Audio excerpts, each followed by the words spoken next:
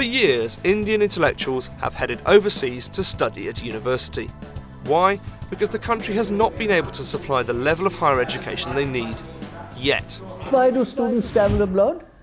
Because the private sector and the government sector together has not been able to produce the ecosystem of a Harvard or a Stanford or an Oxford or a Cambridge. So the ecosystem took them 300 years to create. We are beginning to go in that direction, but we have still a long way to go. Universities in India have traditionally been the preserve of the government, but quality of higher education has suffered compared to competitors overseas. Not surprising, considering average expenditure per student is only $1,100 a year, roughly 10% the figure in the UK. This has led to an exodus of Indian students, not to mention the $13 billion a year they spend on education overseas. The basic difference lies in the education, the methods of teaching, the sincerity towards teaching, which I guess is not there in the government institutions. That's what I feel. India's impressive growth in recent years, especially in the industrial and service sectors, has seen demand for graduates rocket. Now entrepreneurs are taking on the domestic education system. Jay Narayan Choksi set up a university in Madhya Pradesh 14 years ago. Today he owns an empire of 30 colleges in the region, with an average of $4,000 as an annual fee per student. Turnover is $60 million a year. Education has developed and its standard has gone up.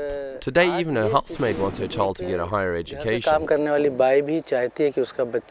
We have moved on in promoting and spreading education in comparison with some other countries. That's why there is a requirement for colleges. The private sector has helped a lot. In the last 5 years, the number of private colleges opening across the country has seen a sudden rise, from 71 to well over 2,000. You know, there is always a kind of limitation of the resources of the part of the state, and therefore when certain targets of education have been fixed, we want to achieve those targets by a kind of collaboration of all those who are having any stake in education.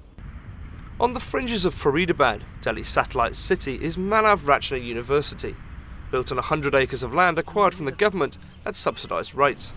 The university has seen annual growth of about 200% in the last few years. There was a growth in economy, everybody made good profits out of it, be it shares, be it investments in real estate and everything. And then this was one area everybody felt that if we are investing, that is a long-term thing, as well as they are even meeting their social obligations. And it is something that is seen very well in the masses. Like people take you positively as in a social structure also, it gives you a good standing. Manav Rachna is one of the better-known private institutions with 20,000 students. As a result, fees are high, at around $18,000 for a course. You have to be very much competitive. The market forces are as it is demanding that. If you have that kind of quality, then only you can command that fees. Otherwise, the students are not going to come. So if this sector is opened up, so it is the market forces that are going to determine the fees. If you have that quality and if you're really delivering what you're promising, you can command whatever you want. The share of unaided private institutions in the country has increased from around 44% in 2001 to 70% in 2009. But such growth has a downside. Individuals with little experience in education running universities from dilapidated buildings or with very little infrastructure. Like this college, based in a house in a residential area with 2 classrooms and a library that just about manages to accommodate 3 people. The government has formed bodies to regulate the nascent industry, like the All India Council for Technical Education and the National Council for Teacher Education. In the past, they've been able to keep a watchful eye over the institutions, but with the numbers fast increasing, this has proved a challenge.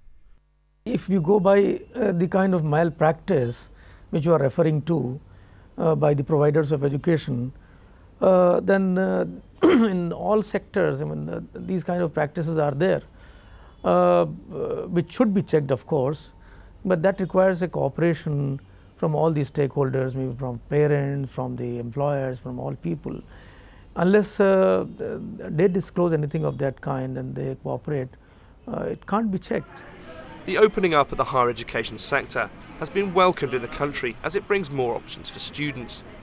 Regulation and market forces should eliminate the worst schools, leaving India better educated and prepared for even greater growth.